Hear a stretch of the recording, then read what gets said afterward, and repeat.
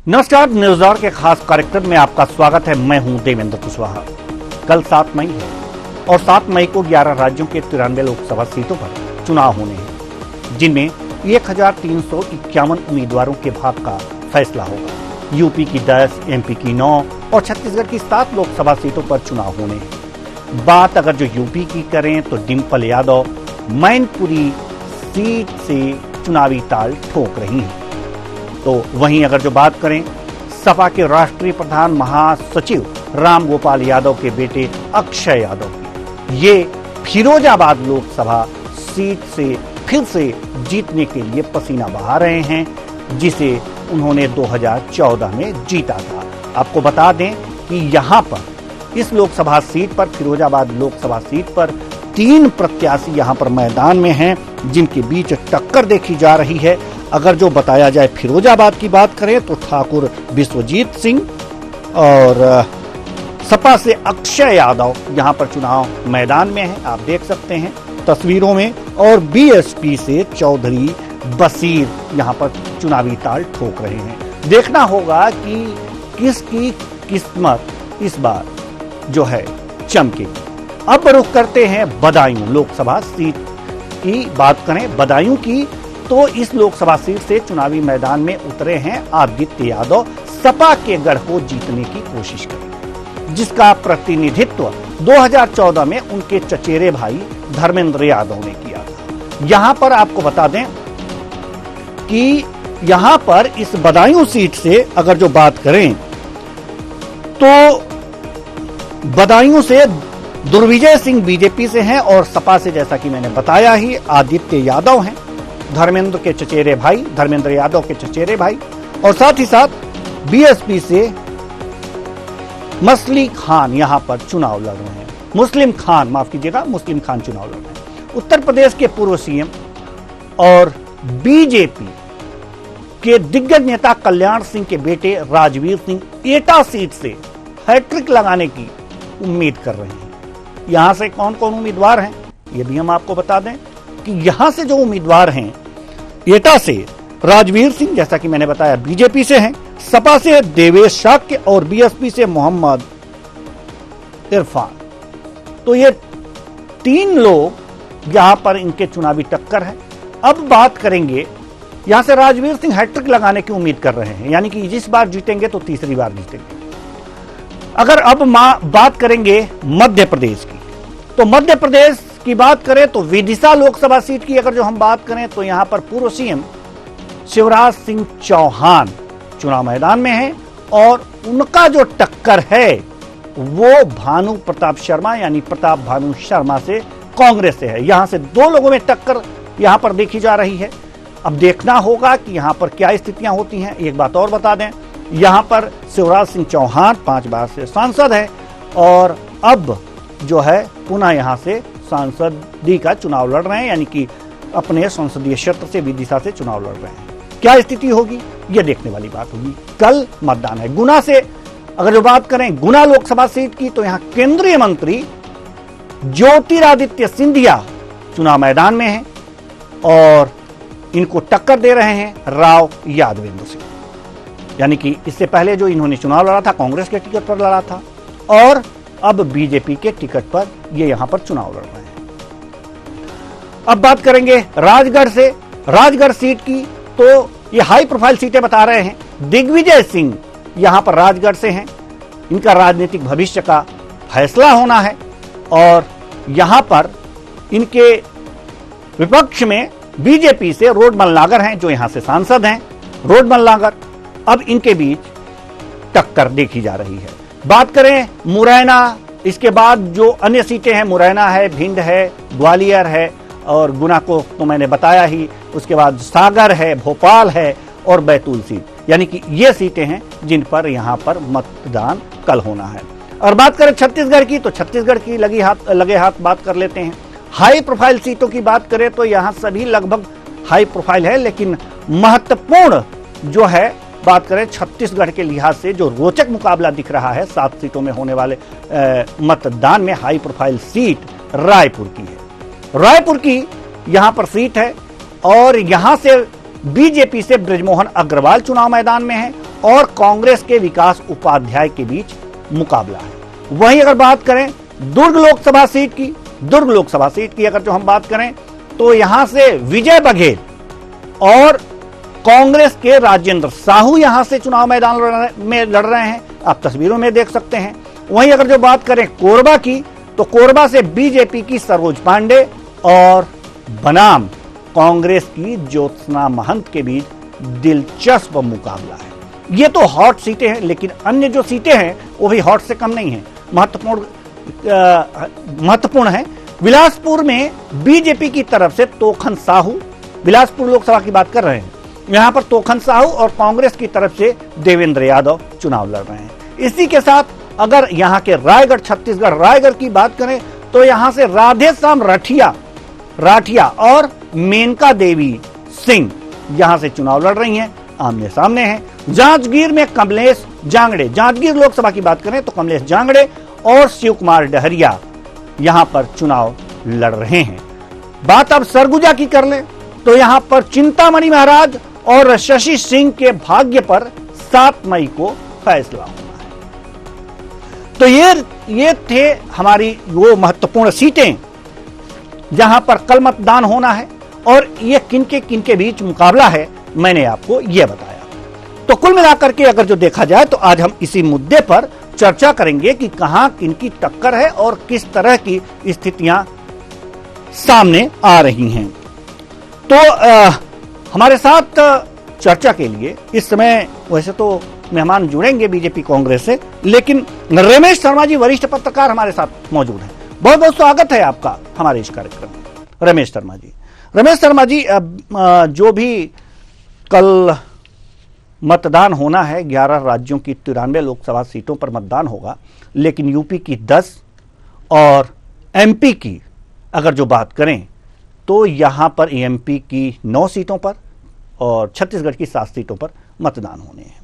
कुल मिलाकर के अगर जो देखें, अगर उत्तर प्रदेश के परिप्रेक्ष्य में, अगर उत्तर प्रदेश से शुरू करते हैं तो उत्तर प्रदेश के परिप्रेक्ष्य में मैनपुरी हॉट सीट है। और यह देखा जाए तो यादव परिवार के कई नेताओं के भाग्य का फैसला होना है।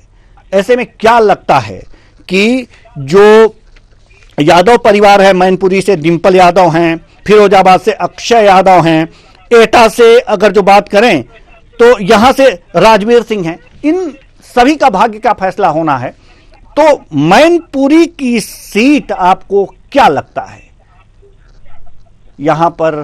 देखिए, इसमें कोई शक नहीं कि इस समय उत्तर प्रदेश में और विशेषकर ये जो यादव पट्टी है, जिन चीजों का आपने नाम लिया, खासतौर से मैनपुरी का, जहाँ पे डिंपल यादव चुनाव लड़ रहे हैं, मुकाबला बहुत रोचक हो गया है। और इसके साथ साथ कहीं ना कहीं वहां पर इस बार मजबूत हुआ है, जो बाई वोट कहा जाता था, यादव और मुस्लिम का जो वोट था वो बहुत मजबूत हुआ है।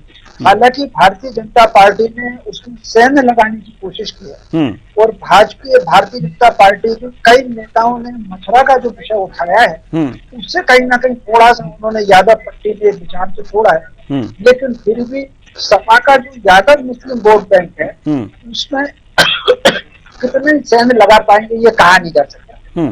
एक और उत्तर प्रदेश की जो अगर हम पिछले 2 मतदान के तिथियों की बात करें तो उसमें एक बड़ी आश्चर्यजनक घटना आई है। जिन क्षेत्रों में कहीं ना कहीं मुस्लिम मतदाताओं की संख्या प्रतिशत अधिक है वहां मतदान बहुत अच्छा हुआ है और जिन क्षेत्रों में हिंदू मतदाताओं की संख्या रही है वहां अपेक्षाकृत मतदान गिरा है। ये जो पट्टी है मैनपुरी वाली, ये कहीं ना कहीं मुस्लिम पट्टी, इसमें अच्छे हैं मुस्लिम मतदाता की संख्या अधिक, इसलिए ये मुकाबला इस तीनों सीटों पर थोड़ा रोचक हो गया है और सारा कुछ बहुत कुछ संकेत अपन को मिल जाएगा मतदान के प्रतिशत पर। जी बिल्कुल, बहुत कुछ मिलेगा मतदान के प्रतिशत पर कि क्या स्थिति होने वाली है।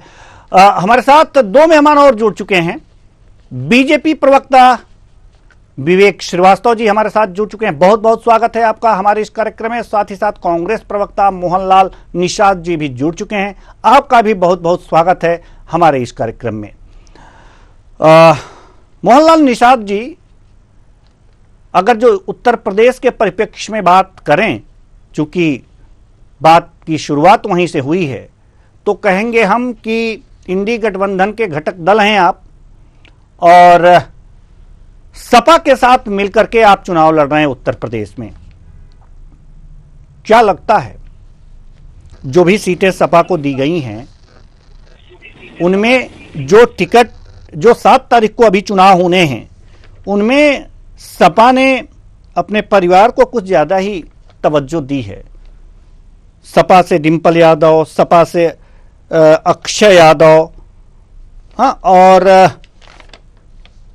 आदित्य यादव सपा से बदायूं से।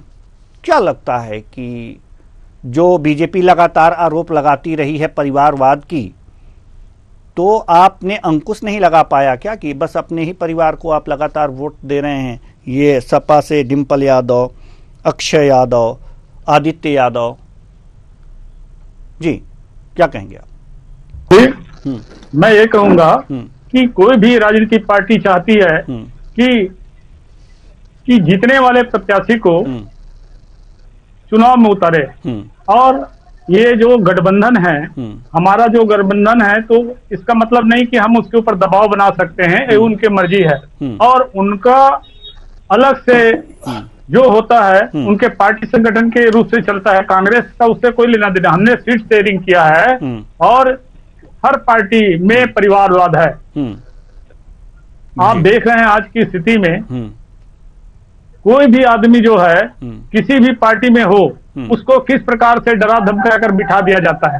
आप देख रहे हैं कि आपने देखा कि इंदौर के सीट में, सूरत के सीट में, तो आज आदमी कहना चाहिए कि चुनाव लड़ने के लिए सोच सकता है, और चुनाव लड़ने के लिए धन और बल दोनों की जरूरत पड़ती है। और आज की स्थिति में बहुत ही मुश्किल है कि स्वतंत्र रूप से कोई आदमी चुनाव लड़ सके, और सपा ने इस प्रकार से दिया है तो चुनाव जीतने के लिए दिया है, किसी प्रकार के परिवारवाद को बढ़ावा नहीं दिया है। चलिए, ये हम बात मान लेते हैं, लेकिन एक चीज समझ में नहीं आती हमारे कि मुस्लिम वोटर्स कभी कांग्रेस का था, दलित वोटर्स कभी कांग्रेस का था, यादव भी कभी कांग्रेस का था। लेकिन अगर यादव की बात छोड़ दें तो दलित बीएसपी की तरफ, मुस्लिम सपा की तरफ, कांग्रेस के बाद यूपी में बचा क्या है?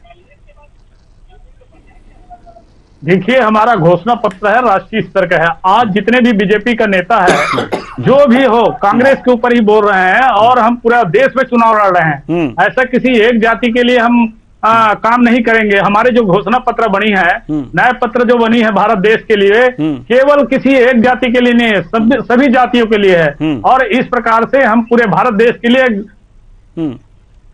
चुनाव लड़ रहे हैं, और गरीबों के लिए चुनाव लड़ रहे हैं। भारत की जनता चुनाव लड़ रही है कांग्रेस की तरफ से। इसलिए जाति में वर्गीकरण नहीं कीजिए। तो क्या लगता है कि नहीं, जातिगत समीकरण तो बैठाने ही पड़ते हैं? आप लोग भी तो जातियों के अपने अपने संगठन बनाते हैं कि ये इस जातीय संगठन के अध्यक्ष होंगे, ये इस जातीय संगठन के अध्यक्ष होंगे, सपा फला जाति के अध्यक्ष, ये इस तरह से बनाते हैं ना आप लोग। तो हम लोग तो बातचीत करने में क्या शर्म है? जब आप लोग बनाते हैं तो बातचीत करने में शर्म नहीं होनी चाहिए। जी। और समीकरण को रख के नहीं, बातचीत का कोई शर्म नहीं। चलिए, बीजेपी प्रवक्ता विवेक श्रीवास्तव जी के पास जाना चाहते हैं। यूपी के परिप्रेक्ष्य में अगर जो हम बात करें तो बीजेपी और सामने है इंडी गठबंधन, यानी कि सपा और कांग्रेस। टक्कर हो सकती है, और खासकर ये जो सीटें हैं मैनपुरी की सीट किस तरह से जीतेगी बीजेपी। ठाकुर जयवीर सिंह यहां से चुनाव मैदान में है बीजेपी से। क्या रणनीति है आपकी? क्या मात दे पाएंगे आप लोग?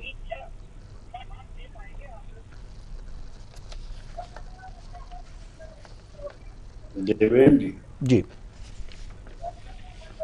मुलायम सिंह यादव जी का एक कद था, उनके न होने पे डिंपल जी सहानुभूति में जीत गई। लेकिन जिस तरह से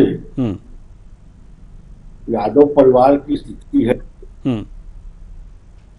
यादव परिवार कहीं एसी कमरे से निकलता नहीं है।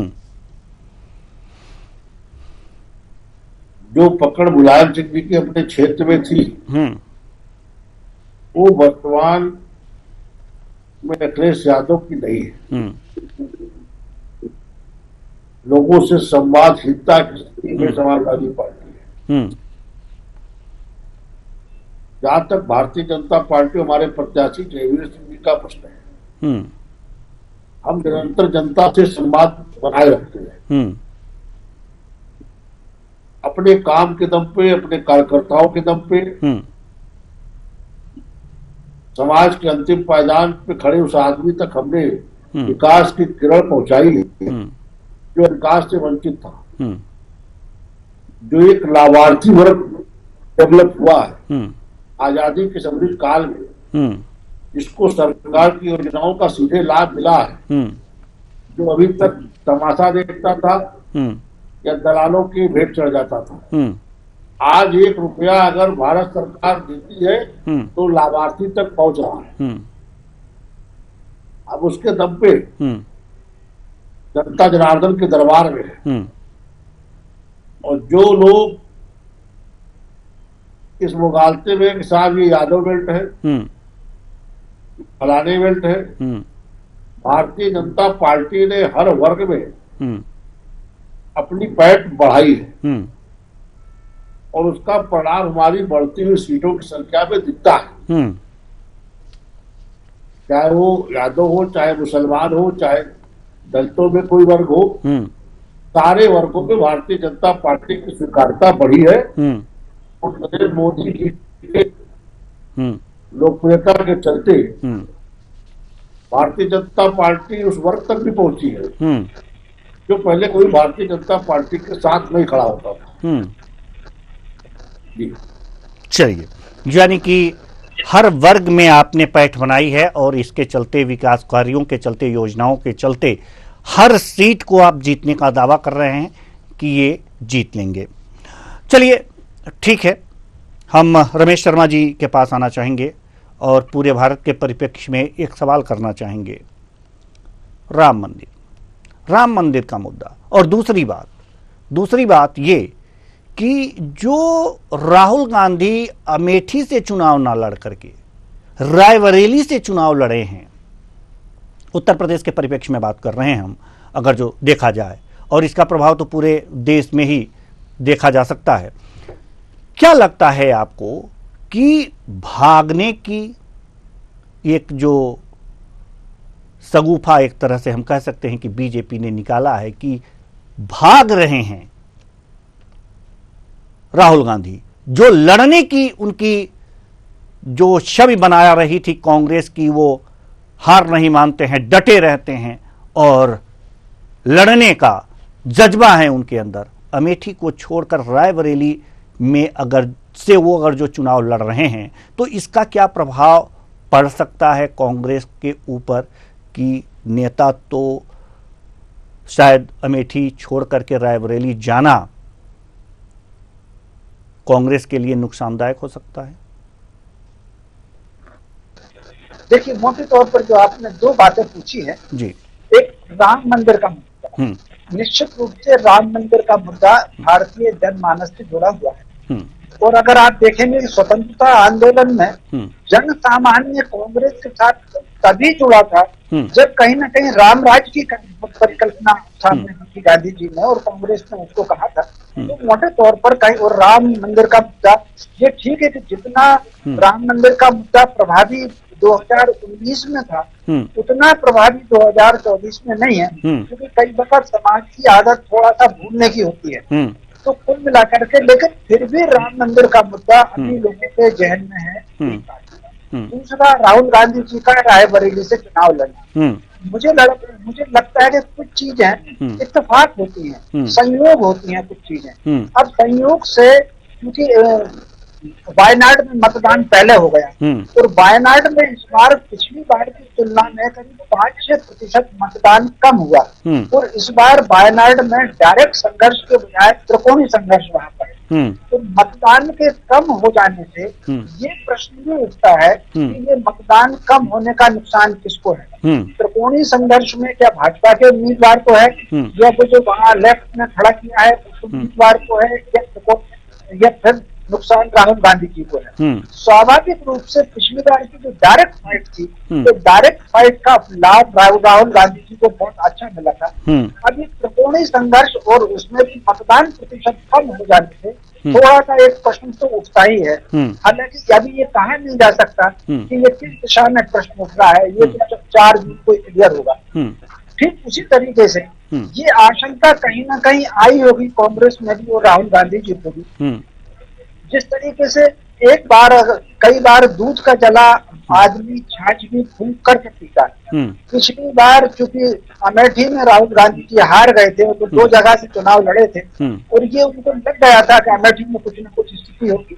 आप अगर याद करें कि एक बार इंदिरा जी रायबरेली से चुनाव हार गई थी, तो उन्होंने दक्षिण चिकमंगलुरु से एक बार और आंध्र की किसी सीट से उन्होंने चुनाव लड़ा था। तो उसी प्रकार उनको सुरक्षित स्थान अगर था, अमेठी के बजाय रायबरेली अपेक्षाकृत अधिक सुरक्षित स्थान उनको लगा और वहां पर आए।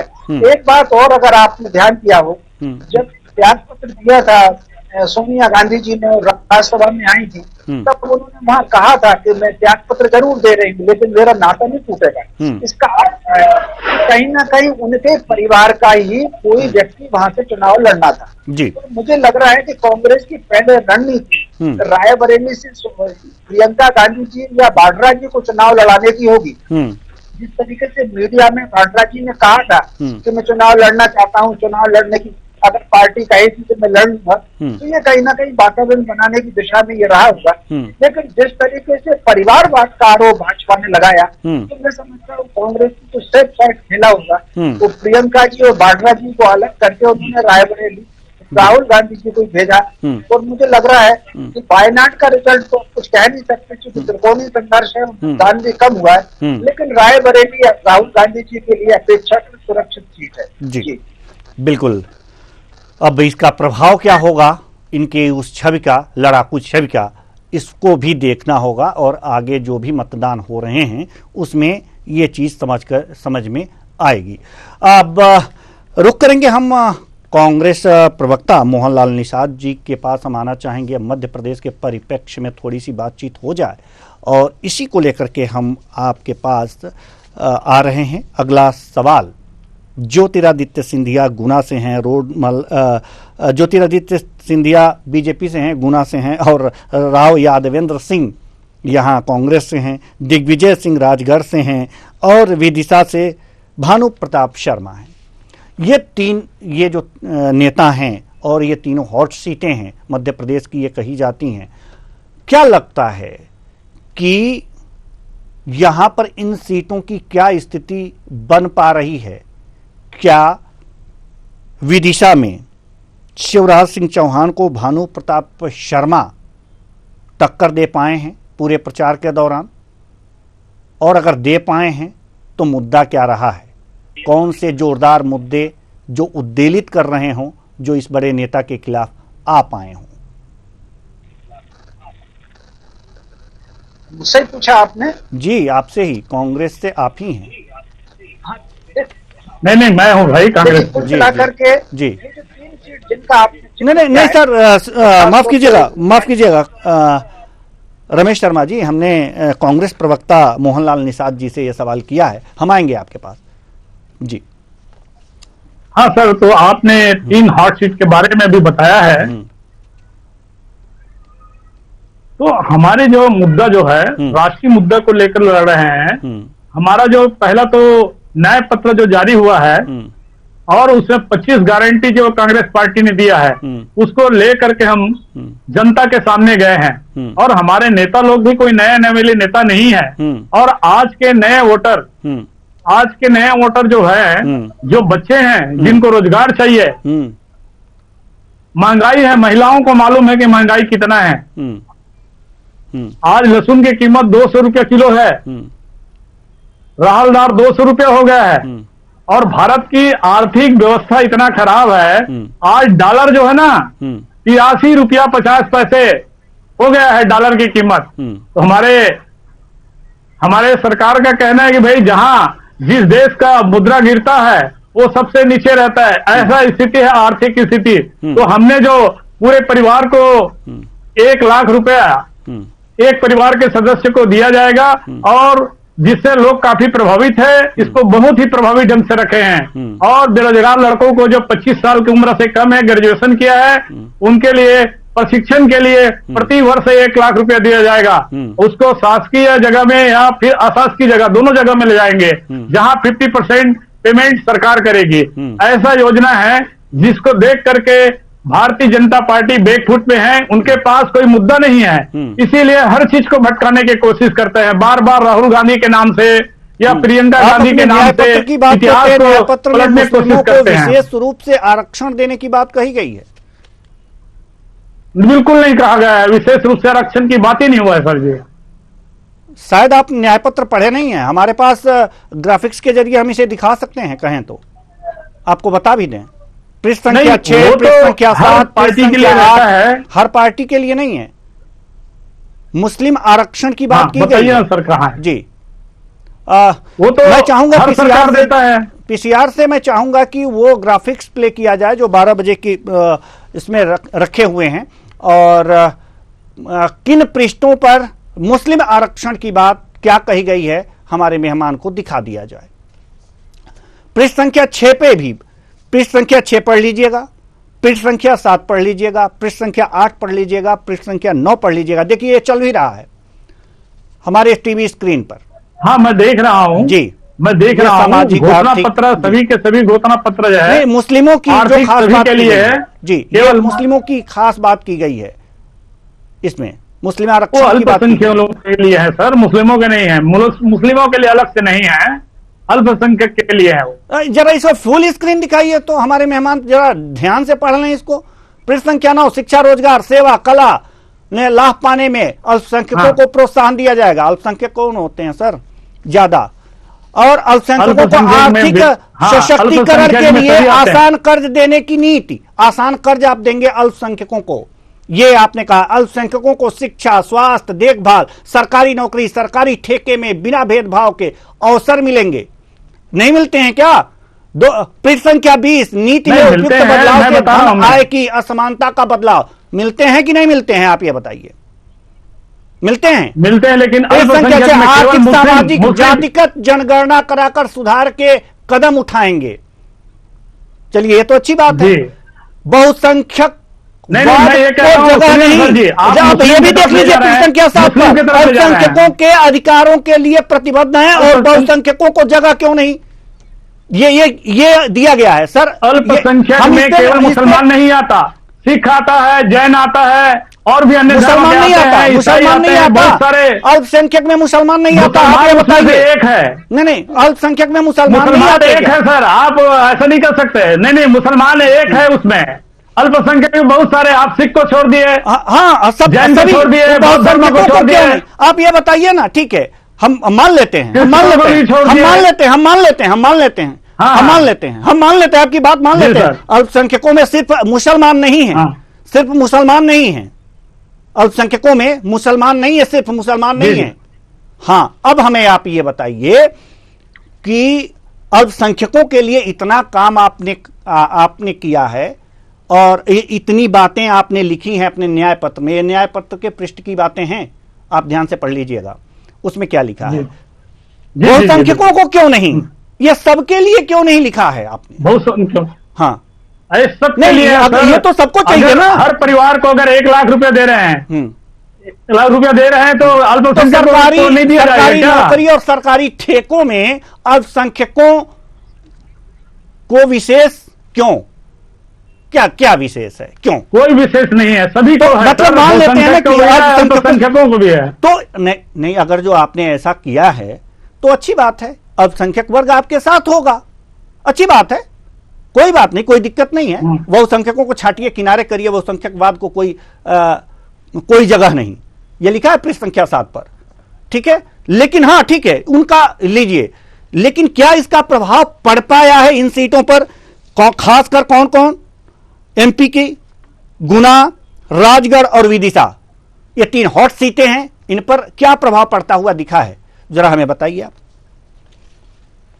प्रभाव तो बहुत अच्छा पड़ा है सर, क्योंकि संविधान को बदलने की जो बात कहा जा रहा है, जिससे अनुसूचित जनजाति और हमारे अनुसूचित जाति के लोग और अति पिछड़े लोग हैं, उनको डर है कि अगर 400 पार का नारा देते थे, जिसके कारण से आज संविधान को बदलने की बात कर रहे हैं, आरक्षण खत्म करने की बात कर रहे हैं, ये जो प्राइवेटीकरण किया गया है, जितने भी सरकारी चीजें हैं उसको बेच दिया गया है, एक प्रकार से आरक्षण खत्म कर दिया गया है। और हमारा जो घोषणा पत्र है उसमें हमने कहा है कि पहले जनगणना होगी, सर्वे होगा, उसके बाद में लोगों के लिए नीति बनाई जाएगी। जी बिल्कुल। और उस नीति में क्या क्या होगा, उनको नीति और उस नीति में अल्पसंख्यकों के लिए क्या क्या होगा, ये भी आपने संकेत दे दिया है। चलिए ठीक है, अच्छी बात है। और नहीं बिल्कुल संकेत नहीं दिया आप, उसको घोषणा पत्र को ठीक से पढ़िए, उसको हमेशा घोषणा पत्र को शुरू से विरोध कर रहे हैं, उनका विश्लेषण हम नहीं किया इतना जा ही रहा है। निवेदन करेंगे कि जो पृष्ठ मैं बता रहा हूं उसको आप जाकर के पढ़ लीजिएगा। चलिए आगे रुक करते हैं। अरे बिल्कुल पढ़ लूंगा सर जी। जी बिल्कुल बिल्कुल बिल्कुल। हम विवेक श्रीवास्तव जी बीजेपी प्रवक्ता के पास आना चाहेंगे और जानना चाहेंगे कि ज्योतिरादित्य सिंधिया गुना से बीजेपी की टिकट पर चुनाव लड़े हैं, लेकिन जब कांग्रेस के टिकट पे लड़े थे तो शायद हार गए थे पिछली बार। ऐसा क्या हो गया, क्या कमल का फूल सिंबल आया तो इस बार जीत जाएंगे, यही सोच करके बीजेपी ने इनको टिकट दिया है, या फिर कुछ और है इस बार, वेब कुछ और है? देखिए देवेंद्र जी, भारतीय जनता पार्टी का सिंबल आज की तिथि में जीत की गारंटी है। उस कमल के फूल के साथ मोदी की गारंटी है। जब वो कांग्रेस से लड़े थे तो चुनाव हार गए थे कि कांग्रेस के हाथ के साथ जनता खड़ी नहीं होना चाहती। कांग्रेस ने हर अवसर पे देश की जनता को निराश किया। जब कांग्रेस की जरूरत देश को होती है तो कांग्रेस देश के भावनाओं के साथ खड़ी होने के बजाय देश के दुश्मनों के साथ खड़ी होती है। आज तक यही नहीं कांग्रेस समझ पाई कि देश चाहता क्या है इधर के वर्षों में। यही कांग्रेस के पराभव का कारण है। देश की सबसे पुरानी पार्टी, उसका राष्ट्रीय अध्यक्ष अमेठी से हार के वायनाड भाग जाता है। वायनाड में भी हार आसन्न देख करके लौट के आता तो जरूर है, लेकिन अमेठी में पैर रखने की हिम्मत नहीं कर पाता, रायबरेली भाग जाता है। जब राष्ट्रीय अध्यक्ष पद में रहे व्यक्ति का ये हाल है, कांग्रेस के युवराज का, शहजादे का, शाही परिवार की, तो बाकी कांग्रेस का हाल आप अच्छी तरह समझ सकते हैं। उत्तर प्रदेश में तो कहीं कांग्रेस का खाता भी खुलने नहीं जा रहा है। कमोबेश सही या ज्यादातर प्रदेशों में कांग्रेस की है। और मुझे वो दिखाई दे रहा है कि कांग्रेस वास्तव में कई लोकसभा की दर्शक दीर्घा में सिमट न जाए। चलिए ठीक है, हम आएंगे आपके पास, लेकिन अब जाना चाहेंगे अपने वरिष्ठ पत्रकार रमेश शर्मा जी के पास। रमेश शर्मा जी, बीजेपी का सिंबल ही अपने आप में विजय की पहचान हो गई है, ऐसा विवेक श्रीवास्तव जी का कहना है। क्या है इस बीजेपी के सिंबल में ऐसा खास, आपको क्या कुछ लगता है? देखिए, इसमें कोई शक नहीं कि इस बार के चुनाव में या पिछले 2 चुनावों से मोदी जी का चेहरा, भाजपा का चुनाव चिन्ह अपेक्षाकृत अधिक ज्यादा लोग पकड़ उसकी बनी हुई है। लेकिन जैसे जैसे मोदी जी का चेहरा लोकप्रिय हो रहा है, भाजपा के चुनाव चिन्ह की क्रेडिबिलिटी बढ़ रही है, वैसे वैसे कार्यकर्ता की सक्रियता में कमी आई है। भाजपा के कार्यकर्ता की सक्रियता में कमी, तो ये जो मतदान का प्रतिशत गिर रहा है, इसके पीछे कहीं ना कहीं भाजपा कार्यकर्ता की थोड़ी सी कमी जो देखी जा रही है उसका आया है। जिन 3 सीटों का आप जिक्र कर रहे हैं, जो एक प्रकार से वीआईपी जैसी सीट बन गई, गुना, राजगढ़ और विदिशा, इसमें गुना और विदिशा का परिणाम तो लगभग बहुत स्पष्ट है। और मुझे तो लग रहा है कि कल जिन 9 सीटों पर मतदान होना है, उनमें अगर मतदान का प्रतिशत विदिशा में सर्वाधिक हो जाए तो मुझे आश्चर्य नहीं होगा। इन 3 सीटों में हार जीत का अंतर भी, बड़ा अंतर विदिशा में होने की संभावना दिख रही है, ऐसा एक लगता है। दूसरा, जैसे गुना और विदिशा में बहुत ज्यादा समस्या नहीं है, लेकिन फाइट, बहुत अच्छी फाइट हो रही है राजगढ़ में। राजगढ़ में कहीं ना कहीं दिग्विजय सिंह जी का जो प्रचार है वो भाजपा उम्मीदवार की तुलना में एक कदम आगे दिख रहा है। तो इसके अलावा उनका चूंकि ये अंतिम चुनाव है, बहुत सारी चीज पद यात्राएं भी कर रहे हैं, तो राजगढ़ का चुनाव काफी कुछ रोचक और दिलचस्प हो गया है। दूसरा, कल जिन 9 सीटों पर मतदान होना है उनमें एक रोचक चुनाव थोड़ा सा मुरैना में भी दिख रहा है। मुरैना में कांग्रेस मजबूती है वो अपनी जगह है, लेकिन भाजपा के भीतर जो कार्यकर्ताओं में असंतुष्ट है, कुछ लोगों ने वहां पर पार्टी, तो कहीं ना कहीं वहां पर जो भाजपा कार्यकर्ता के कारण और कुछ लोगों के पार्टी छोड़ देने के कारण थोड़ी समस्या मुरैना में है। तो कल जिन 9 सीटों पर मध्य प्रदेश में मतदान होना है उनमें जो परिणाम अगर कहीं दिलचस्प हो सकता है या कहीं कॉन्टेस्ट की स्थिति बन सकती है तो मुरैना और राजगढ़ में है। बाकी 7 सीटों पर लगभग तस्वीर लगभग साफ है। इन 7 सीटों में अगर मान लीजिए रिजल्ट बदलता है तो इसका मतलब है कि उम्मीदवारों की कुंडली का प्रभाव के कारण ही इसको बदलेगा, बाकी कोई इसमें बहुत समस्या नहीं। जी बिल्कुल, बहुत समस्या नहीं है। अब बात कर लेते हैं छत्तीसगढ़ की 7 सीटों पर चुनाव होने हैं और हम आना चाहेंगे कांग्रेस प्रवक्ता मोहनलाल निषाद जी के पास। मोहनलाल निषाद जी, जो महत्वपूर्ण सीटें हैं अगर जो यहां कहा जाए तो रायपुर की सीट है और कोरबा की सीट है, बात दुर्ग की भी कहा जा सकता है कि ये भी महत्वपूर्ण सीटें हैं, बाकी तो सारी हैं। सरगुजा में चिंतामणि महाराज हैं। क्या लगता है कि इन सीटों पर कांग्रेस की क्या स्थिति रह पाएगी? मैं बताने जा रहा हूं, सबसे पहले मैं दुर्ग का बताता हूं। जी, दुर्ग में जो पहले सांसद रहे हैं, वर्तमान में भी सांसद है, जो अभी मुख्यमंत्री भूपेश बघेल से हारे हैं, और उस क्षेत्र में साहुल बहुल क्षेत्र है और इस समय हमने साहू समाज के लोगों को टिकट दिया है और जबरदस्त वो टक्कर दे रहे हैं और वो सीट को हम पूरे निकाल रहे हैं दुर्ग से। उसी प्रकार रायपुर को मैं बता दूं, शहरी क्षेत्र में भले ही मतदाता थोड़ा से ज्यादा रुचि न रखते हो, लेकिन ग्रामीण क्षेत्र में हमारे 9 विधानसभा क्षेत्र आते हैं। रायपुर के 4, आरंग, अभनपुर, धरसीवा और उसके बाद में आता है भाटापारा। इस प्रकार से 9 विधानसभा क्षेत्र आते हैं। तो सभी जगह को देखा जाए तो कांग्रेस की स्थिति बहुत मजबूत है। और सबसे बहुत बड़ी बात यह है कि हमारा जो घोषणा पत्र है, घोषणा पत्र हमारे नेताओं ने नहीं बनाया है, आम जनता की आवाज को देखते हुए बनाया है। 4000 किलोमीटर चले हमारा नेता राहुल गांधी जी, ठीक है, जम्मू कश्मीर से लेकर कन्याकुमारी तक के सब ये घोषणा पत्र बनाए। आप ये बता नहीं पा रहे हैं नहीं होने के कारण माइनॉरिटीज है, अल्पसंख्यक हैं, वो आपके साथ हैं कि नहीं है छत्तीसगढ़ में? सब हमारे साथ है, बहुसंख्यक हमारे साथ है भाई। इनका राम मंदिर का मुद्दा जो था, हाँ, राम मंदिर का जो मुद्दा उठाया था उनका फेल हो गया। गलत नैरेटिव पैदा करने की कोशिश किया जा रहा है, इसलिए कांग्रेस के हर सीटों पे लगातार इन लोग विरोध करते हैं। इसी प्रकार आपको बता दें कि डॉक्टर शिव कुमार डहरिया जी जो जांजगीर चांपा से लड़ रहा है, उसका भी स्थिति बहुत बेहतर है। उसी प्रकार पूर्व सांसद है हमारा जोशा महंत जी, जो स्थानीय नेता है, और पूर्व लोकसभा के अध्यक्ष चरणदास महंत की पत्नी है, उनके जो ससुर जी है बिसाहू दास वहां के नेता रहा है। इसलिए हमारा कोरबा सीट भी जबरदस्त है। और युवा नेता को हमने दिया बिलासपुर में देवेंद्र यादव को। देवेंद्र यादव को जो हमने प्रत्याशी बनाया उसका भरपूर लाभ मिल रहा है, क्योंकि वहां 2.25 लाख यादव मतदाता है, जिसका लाभ हमें पूरी तरह मिल रहा है। इस प्रकार से इस समय हम पूरे छत्तीसगढ़ में स्वीप कर रहे हैं। 9 से 11 सीटों के बीच में हम जीत रहे हैं।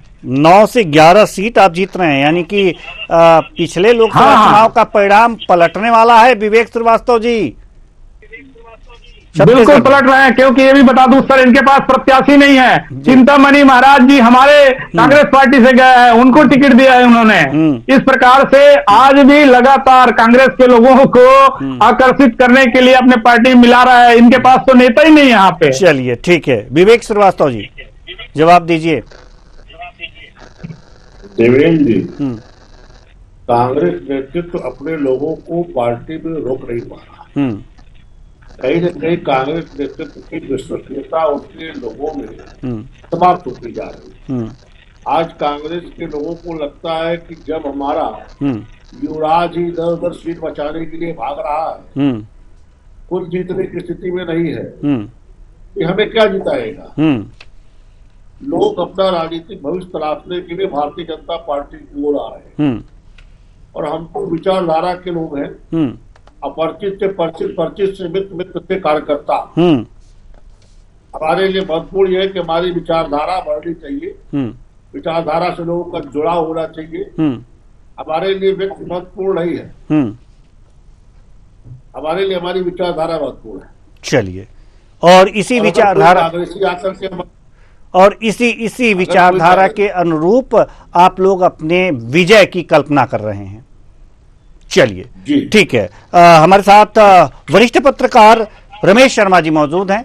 रमेश शर्मा जी, हम आपके पास आना चाहेंगे। छत्तीसगढ़ के बारे में जरूर कुछ न कुछ आपसे प्रश्न तो हम करेंगे ही, क्योंकि आपके ज्ञान से अपने दर्शकों को भी थोड़ा सा सिंचित करना चाहेंगे, पॉलिटिकल ज्ञान। रायपुर, कोरबा और दुर्ग, ये 3 जो सीटें हैं, क्या लगता है आपको कौन से मुद्दे यहाँ पर खासकर हावी रहे हैं? देखिए, मोटे तौर पर इन 3 सीटों पर संघर्ष बहुत दिलचस्प है, लेकिन फिर भी ज्यादा रोचक संघर्ष जो है वो कांकेर में है। दुर्ग में संघर्ष तो है, लेकिन फिर भी कहीं न कहीं एक पार्टी दिख रही है, एक कदम आगे है। संघर्ष जो है थोड़ा कांकेर में है। कांकेर में क्या स्थिति बनती है ये तो दिखेगा, लेकिन छत्तीसगढ़ में जो 2019 का जो चुनाव परिणाम था, उसमें बहुत ज्यादा परिवर्तन आएगा। एक आध सीट दाएं बाएं हो तो बात अलग है, लेकिन बहुत ज्यादा परिवर्तन की संभावना नहीं दिख रही। उसके 2 कारण है कि कहीं न कहीं इसमें कोई शक नहीं कि भूपेश बघेल सरकार के कुछ काम थे जो प्रशंसनीय थे, खासतौर से जो राम पथ गमन पर उन्होंने काम किया था, कौशल्या जी के मंदिर का काम किया था, गोखन का उन्होंने काम किया था। लेकिन उसके बाद भी कुछ मोदी जी का जो लहर थी और जो कारण था, उसके कारण कहीं न कहीं वोट उनका बहुत कम हुआ और भाजपा का वोट बढ़ा। उस स्थिति में अभी छत्तीसगढ़ में बहुत परिवर्तन नहीं आया। तो विशेषकर अभी कुछ दिन पहले जैसा नक्सली इनकाउंटर हुआ और उसमें नक्सली मारे गए, तो कुल मिलाकर के सबका भी लाभ कहीं न कहीं ऐसा लगता है कि सबका भी लाभ भाजपा को मिलेगा। तो बाकी अब मतदाता क्या सोचता है, तो फिर बहुत कुछ रहेगा। मतदान के प्रतिशत पर भी बहुत कुछ इस बार विशेषकर कांकेर और रायपुर सीट पर मतदान के प्रतिशत पर बहुत निर्भर करेगा कि रायपुर सीट का मतदान अगर घटता है तो भाजपा को बिल्कुल नुकसान होगा, और मतदान का प्रतिशत अगर ठीक ठाक रहा और बढ़ गया तो भाजपा को उसका लाभ होगा। तो बाकी अपन मतदान का प्रतिशत कल देख करके लगभग ये जो अपन ने 3 राज्यों की चर्चा की है, उत्तर प्रदेश, मध्य प्रदेश, छत्तीसगढ़ की, मतदान के प्रतिशत के बाद काफी कुछ तस्वीर साफ हो जाएगी। जी, तो मतदान के प्रतिशत पर देखने के बाद ही पता लग पाएगा, कि अंदाजा लगाया जा सकता है कि क्या हो सकता है, 4 जून को कैसे परिणाम निकल सकते हैं। बहुत बहुत धन्यवाद तीनों मेहमानों का, आप आए और अपने अपने विचार साझा किए। तो कुल मिलाकर के देखा जा सकता है कि कल मंगल है, चुनाव का दंगल है, और 7 तारीख को तीसरे चरण का मतदान है। तो कुल मिलाकर ये देखा जाएगा कि कल कितने प्रतिशत मतदान होते हैं। मतदान प्रतिशत बढ़ता है तो किसे लाभ होगा, इसका राजनीतिक पंडित आकलन करेंगे और किसे नुकसान हो सकता है, और अगर मतदान प्रतिशत कम रहा तो किसे लाभ और किसे नुकसान हो सकता है। लेकिन एक बार फिर न्यूज़ अपने दर्शकों से अपील करता है कि आप घरों से निकलें, मतदान केंद्र पर जाएं, अपने मताधिकार का प्रयोग करें और सरकार बनाने में, अपनी मनपसंद सरकार बनाने में सहयोग करें। फिलहाल इस कार्यक्रम में इतना ही, मुझे दीजिए इजाजत। नमस्कार।